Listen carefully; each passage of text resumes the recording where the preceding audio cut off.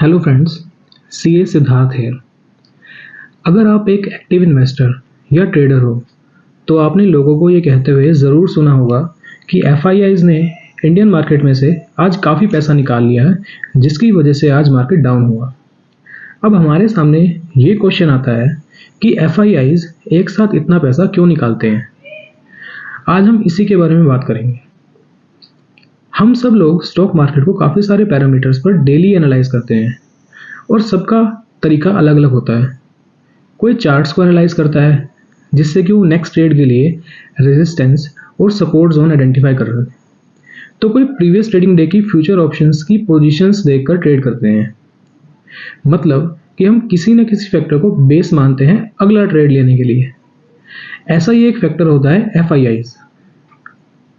अब लोगों को ये नहीं पता होता कि एफआईआईज़ होता क्या है। FII stands for foreign institutional investors. FIIs एक काइंड की इंस्टीट्यूशंस होती हैं जो कि इंडिया के बाहर से ऑपरेट करती हैं और वहाँ के लोगों का पैसा इंडियन मार्केट में इन्वेस्ट करती हैं। इसको आप इस एग्जांपल से समझो, जैसे कि इंडिया का कोई म्यूचुअल फंड हाउस इंडियंस को अपने फंड्स की यूनिट सेल करके पैसा कलेक्ट करता है और वो पैसा अगर वो जापान की मार्केट में इन्वेस्ट करता है तो वो म्यूचुअल फंड जापान के लिए एफआईआई होगा। अब इस एग्जांपल में नोटिस करने के लिए एक पॉइंट है। इस म्यूचुअल फंड हाउस को अगर जापान की मार्केट में इन्वेस्ट करना है तो उसे जापान की लोकल करेंसी में इन्वेस्ट करना होगा, यानी कि जापानीज येन में इन्वेस्ट करना होगा, ना कि इंडियन रुपीज़ में। मतलब उस म्यूचुअल फंड को पहले इंडियन रुपीज़ को एक्सचेंज करके जापानीज येन में कन्वर्ट करना होगा, उसके बाद वो उस मार्केट में इन्वेस्ट कर पाएगा।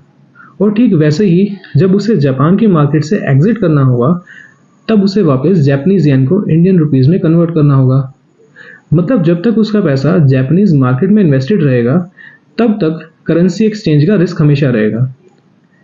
इसको हम एक प्रैक्टिकल एग्जांपल से समझते हैं।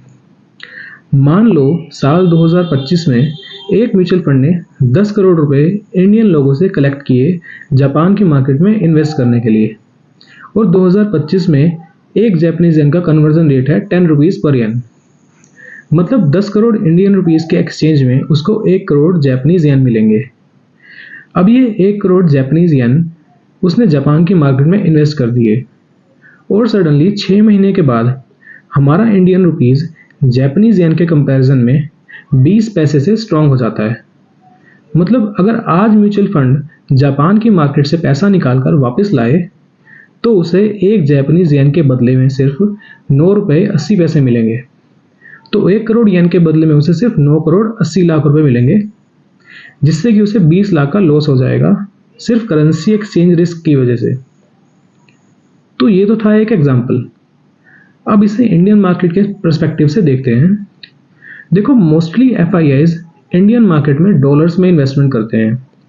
तो अगर इंडियन रुपी डॉलर के कंपैरिजन में वीक होता है तो इस केस में एफआईआईज़ मार्केट से इन्वेस्टमेंट विड्रॉ कर लेते हैं, जिससे कि मार्केट डाउन जाती है, क्योंकि एफआईआईज़ को अपना प्रॉफिट उसकी लोकल करेंसी में देखना होता है।